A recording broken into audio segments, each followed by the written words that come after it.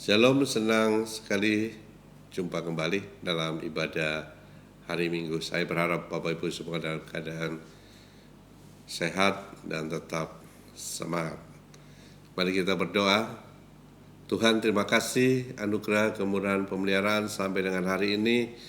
Kami rindu dengan firman-Mu Tuhan, sampaikanlah lewat hamba-Mu. Kami siap untuk dengar, kami siap untuk kami melakukannya. Di dalam nama Tuhan Yesus, semua yang siap dengar, siap percaya, dan siap melakukannya dengan tekun dan setia, bersama-sama kita berkata, amin. Bapak, Ibu, dan semua saudara, mari kita membaca dalam 2 Korintus pasal 12 ayat yang ke-10. Perhatikanlah dengan seksama, demikianlah firman Tuhan. Karena itu aku senang dan rela di dalam kelemahan, di dalam siksaan, di dalam kesukaran, di dalam penganiayaan dan kesesakan oleh karena Kristus. Sebab jika aku lemah maka aku kuat. Bapak Ibu perhatikan sekali lagi ya, bahwa karena itu aku senang dan rela. Kita sedang mengalami hal seperti yang digambarkan dalam 2 Korintus pasal 12 ayat yang ke-10. Mengalami kelemahan. Lemah itu kan banyak keterbatasan, siksaan. Nggak bisa kemana-mana, ini kan siksaan. Yang biasanya jalan-jalan, yang biasanya nge-mall, yang biasanya aktif bekerja, yang biasanya semangat melayani, dan tiba-tiba semuanya harus dikerjakan di rumah. Dan ini tidak dapat dipungkiri adalah ini siksaan. Tapi Bapak Ibu, justru di tengah-tengah keberadaan seperti ini, ada satu yang Tuhan janjikan, yaitu kekuatan. Cuman dengan cara yang sederhana, senang dan rela. Mau dapat kekuatan dari Tuhan di tengah-tengah keterbatasan, di tengah-tengah kesulitan, terima semuanya ini dengan senang dan rela.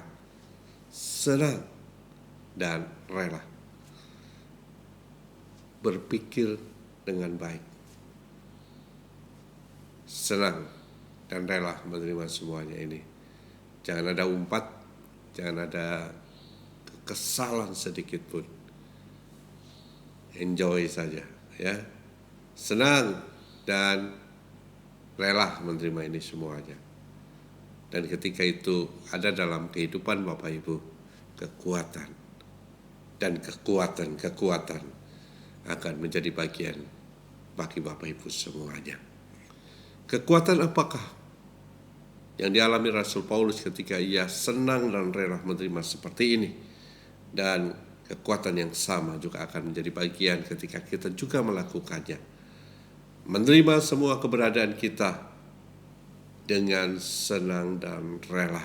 Yang pertama, mari kita membacanya di ayat yang keempat dalam 2 Korintus pasal yang ke-12 ayat yang keempat. Demikianlah firman Tuhan. Ia tiba-tiba diangkat ke Firdaus, dan ia mendengar kata-kata yang tak terkatakan, yang tidak boleh diucapkan manusia. Kekuatan yang pertama yang akan kita alami ketika kita menerima keberadaan ini, ketika kita menerima situasi seperti ini dengan senang dan rela, adalah kekuatan inspirasi. Dibawa ke Firdaus, dengar kata-kata yang pribadi, sangat personal. Dan itu saya menyebutkannya dengan inspirasi. Sukses itu tergantung dari inspirasi. Keberhasilan itu dimulai dari ide dan gagasan. Untuk mendapatkan inspirasi tidak mudah. Untuk terima gagasan itu tidak gampang. Tapi hari ini Tuhan membukakan kepada kita cara untuk kita mendapatkan inspirasi. Terima keberadaan ini dengan senang dan dengan rasa rela. Maka ketika kita sedang mengalami kelemahan-kelemahan, keterbatasan seperti sekarang ini, inspirasi, ide, gagasan akan datang dari Tuhan bagi Bapak Ibu semuanya. Sebab bagi Tuhan tidak ada perkara yang mustahil. Tuhan sanggup. Ia bisa memberikannya kepada kita justru di tengah-tengah kesulitan, keterbatasan. Kuncinya sederhana dan mudah. Senang dan rela. Saat itulah Tuhan anugerahkan inspirasi, ide, dan gagasan bagi kita semuanya. Kekuatan yang kedua yang Tuhan akan anugerahkan ketika kita rela dan senang dan rela menerima keberadaan yang seperti sekarang ini adalah, mari kita baca dalam ayat yang ke-7 dalam 2 Korintus pasal yang ke-12. Dan supaya aku jangan meninggikan diri karena pernyataan-pernyataan yang luar biasa itu, maka aku diberi suatu duri di dalam dagingku, yaitu seorang utusan iblis untuk mengocoh aku, supaya aku jangan meninggikan diri. Kekuatan yang pertama yang Tuhan berikan ketika kita senang dan rela berada dalam kelemahan, kesesakan, kekuatan inspirasi, ide dan gagasan Tuhan akan anugerahkan dalam hidup kita. Tiba-tiba datang ide dan gagasan cemerlang. Bagian yang kedua adalah kekuatan introspeksi. Bapak Ibu, inilah waktu-waktu di mana kita punya kesempatan untuk introspeksi terhadap diri kita. Mungkin biasanya tinggi hati, dan sekarang sepertinya tinggi hati buat apa gitu ya. Mungkin biasanya suka pamer diri, sekarang mau pamer kepada siapa, kan gitu ya. Ada orang yang berkata, inilah saatnya baju di rumah harus lebih baik daripada baju di luar gitu. Karena hari-hari kita akan ada di rumah. Dan inilah waktu untuk kita introspeksi. Kita senang, kita rela. Dan inilah waktu kita untuk mengkoreksi diri kita sendiri. Orang yang tinggi hati, orang yang melambung, itu biasanya gak sadar diri. Tiba-tiba kemudian jatuh. Dan ini adalah saat yang paling luar biasa yang Tuhan berikan kepada kita. Koreksi diri. Bukan koreksi orang lain. Introspeksi diri. Bukan introspeksi orang. Inilah waktunya kita merenungkan, introspeksi, koreksi diri, dan mempersiapkan diri dengan lebih baik. Bagian yang kedua, kekuatan yang kedua yang Tuhan berikan adalah kita bisa mengintrospeksi diri. Nggak gampang saudara ya, orang yang tidak punya kekuatan kemudian bisa mengintrospeksi diri. Sekaranglah waktunya. Kuncinya adalah senang dan rela. Dan Tuhan akan memberikan kepada kita kemampuan yang kedua, yaitu introspeksi. Sekarang bagian yang ketiga, kekuatan yang kita akan terima ketika kita senang dan rela menerima semua keberadaan yang sedang kita alami pada saat ini. Ayat yang ke-9 dari 2 Korintus pasal 12. Tetapi jawab Tuhan kepadaku, cukuplah kasih karuniaku bagimu, sebab justru dalam kelemahan kuasaku menjadi sempurna. Sebab itu terlebih suka aku bermegah atas kelemahanku, supaya kuasa Kristus turun menaungi aku. Bagian yang ketiga, kekuatan yang Tuhan berikan ketika kita senang dan rela menerima keterbatasan, menghadapi semuanya ini dengan penuh kerelaan dan senang hati adalah kekuatan iman. Ya.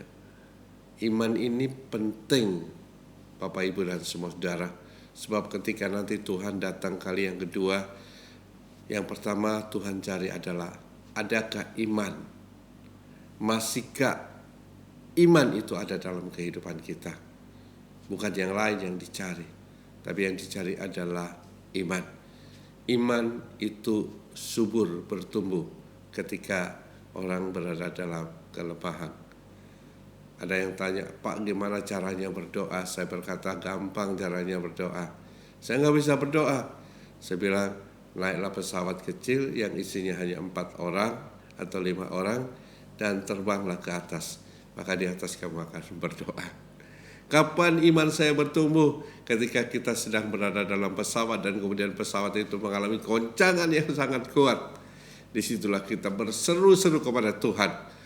Dan disitulah iman kita menjadi begitu luar biasa. Bapak Ibu, kita sedang berada dalam pesawat kehidupan dan sedang digoncang. Setiap hari kita mendengar pertambahan orang-orang yang positif COVID-19, dan itu tentu membuat kita berduka.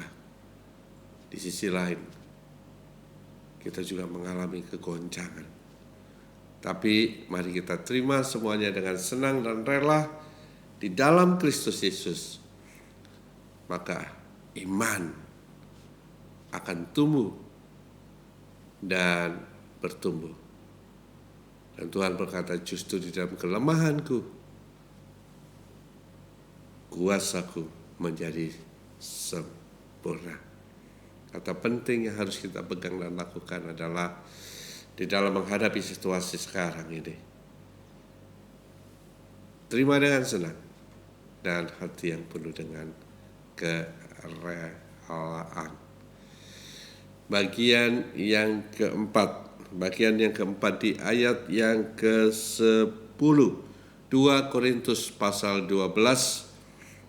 Karena itu aku senang dan rela di dalam kelemahan, di dalam siksaan, di dalam kesukaran, di dalam penganiayaan, dan kesesakan oleh karena Kristus, sebab jika aku lemah, maka aku menjadi kuat. Kekuatan yang paling akhir yang kita terima, yang keempat, adalah kekuatan integritas. Kita tetap menjadi pribadi yang punya integritas, bukan pribadi yang mudah terombang-ambingkan, bukan pribadi yang cengeng, bukan pribadi yang mengeluh ketika berada dalam sebuah situasi yang sulit dalam kehidupan kita. Kita tunjukkan kepada dunia, kita punya integriti, kita punya kekuatan, kita punya iman, kita punya inspirasi. Saya melihat sebuah tayangan pemain tenis dalam keterbatasan justru dapat gagasan ide.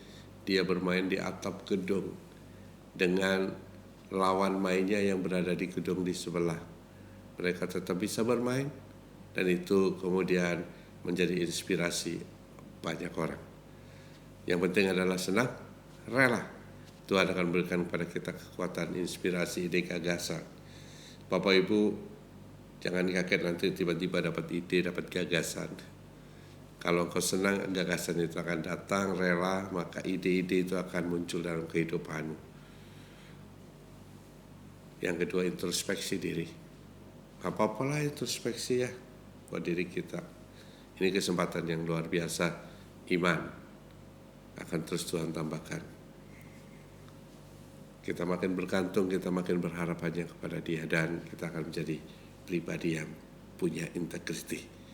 Ayat terakhir yang saya ingin sampaikan kepada Bapak Ibu, di dalam Filipi pasal 1 ayat yang ke-20, sebab kepada kamu dikaruniakan bukan saja untuk percaya kepada Kristus, melainkan juga untuk menderita untuk Dia.